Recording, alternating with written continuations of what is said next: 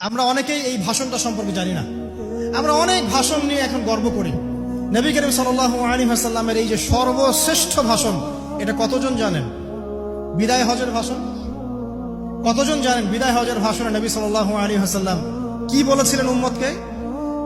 আমরা একটু আপনাদেরকে শোনাবো, শুনিয়ে ইনশাআল্লাহ লেকচারটা শেষ করব। নবী করিম সাল্লাল্লাহু আলাইহি ওয়াসাল্লাম এই দিনে 31টা বিষয়ে উম্মতকে নির্দেশ দিয়েছেন। 31টা বিষয়, সবগুলো বলার সময় পাওয়া যাবে না, আমি কয়েকটা কথা বলছি। নবী করিম সাল্লাল্লাহু আলাইহি ওয়াসাল্লাম সবার সামনে দাঁড়িয়ে দীর্ঘ 23 বছর অক্লান্ত পরিশ্রম করে দাওয়াতি মিশন কমপ্লিট করার পরে সবাইকে সমবেত করে একটা হজ করলেন। হজ করার পরে তিনি গুরুগম্ভীর কণ্ঠে বলছেন, হৃদয়ের সমস্ত আবেগ বের করে দিয়ে বলছেন, হে জনগণ, আইয়ুহান নাস, হে জনগণ, আমি জানি না আজকের পর তোমাদের সাথে আমি কখনো মিলিত হতে পারবো কিনা। একটু চিন্তা করেন, সাহাবীরা সামনে দাঁড়িয়ে আছেন, নবীজি দাঁড়িয়ে এই কথাটা বলছেন, হে জনগণ, আমি জানি না আজকের পরে আমি তোমাদের সাথে মিলিত হতে পারবো কিনা। অতএব যে ব্যক্তি আজকে আমার এই কথাগুলোকে স্মরণ রাখবে, সে যেন অন্যের কাছে এই কথাগুলো পৌঁছে দেয়। হতে পারে যার কাছে পৌঁছে দেওয়া হচ্ছে সেই এই কথাগুলোকে বেশি সংরক্ষণ করতে পারবে। আল্লাহ পাক তার প্রতি রহম করুন যে আমার এই কথাগুলোকে অন্যের কাছে পৌঁছে দিবে। নবীজির ভাষণ। এরপর নবীজি বলছেন, জেনে রাখো, নিশ্চয়ই তোমাদের পরস্পরের, মুসলিমদের পরস্পরের সম্পদ, পরস্পরের রক্ত, পরস্পরের এই যে জান, মাল, ইজ্জত, এগুলো একে অপরের জন্য হারাম। মুসলিমদের পরস্পরের রক্ত, পরস্পরের ইজ্জত, সম্মান একে অপরের জন্য হারাম। এর হানি করা একে অপরের জন্য হারাম।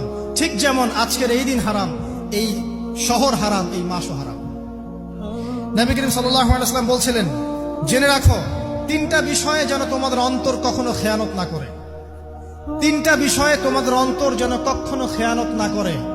1, তোমরা যে কাজটাই করবা শুধু আল্লাহ পাকের সন্তুষ্টির জন্য করবে। তোমরা যে কাজই করবে শুধু আল্লাহর সন্তুষ্টির জন্য করবে। তোমাদের শাসক বর্গের কল্যাণ কামনা করবে। তোমাদের শাসক বর্গের কল্যাণ কামনা করবে। 3 নাম্বার, মুসলিমদের জামাতকে আঁকড়ে ধরে রাখবে। মুসলিমদের ইউনাইটেড কমিউনিটিকে আঁকড়ে ধরে থাকবে। এই 3টা বিষয় পালনের ক্ষেত্রে তোমাদের অন্তর যেন খেয়ানত না করে।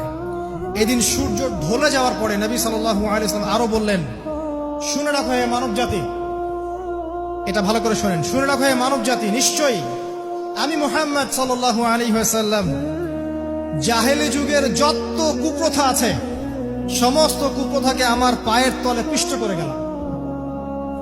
জাহেলি যুগে কি ছিল ভাই? শিরিক ছিল, সুদ ছিল, মাদক ছিল, নারীর অবমাননা ছিল, কন্যা সন্তানকে দাফন করা হতো, রক্তক্ষয়ী, হানাহানি, মারামারি, কাটাকাটি ছিল। এগুলো সবকিছুকে আমি আমার পায়ের তলে দাফন করে গেলাম। এটা কি দাফন হয়েছে? তিনি বলছেন, নিশ্চয়ই আমি জাহেলি যুগের সুদকে আমার পায়ে তলে পিষ্ট করে যাচ্ছি। সর্বপ্রথম যার সুদ আমি পিষ্ট করছি তিনি হচ্ছেন আব্বাস ইবনে আব্দুল মুত্তালিব, আমার চাচার সুদ। নিজের পরিবার থেকে দৃষ্টান্ত স্থাপন করলেন। তিনি আরো বললেন, হে উপস্থিত জনগণ, তোমরা মেয়েদের ব্যাপারে সতর্ক থাকবে এবং তোমাদের স্ত্রীদের ব্যাপারে সতর্ক থাকবে, তাদের হকের ব্যাপারে সতর্ক থাকবে, কেননা তোমরা তাদেরকে আল্লাহর কালিমার মাধ্যমে হালাল করে নিয়েছো। অতএব তাদের ব্যাপারে তোমরা সতর্ক থাকবে। তোমাদের উপর তাদের হক হচ্ছে তোমরা যা খাবে, যা পরবে, তাদেরকেও তাই খাওয়াবে, তাই পরাবে। আর তাদের উপর তোমাদের হক হচ্ছে তারা তোমাদের বিছানায় এমন কাউকে আসতে দিবে না যাদেরকে তোমরা অপছন্দ করো।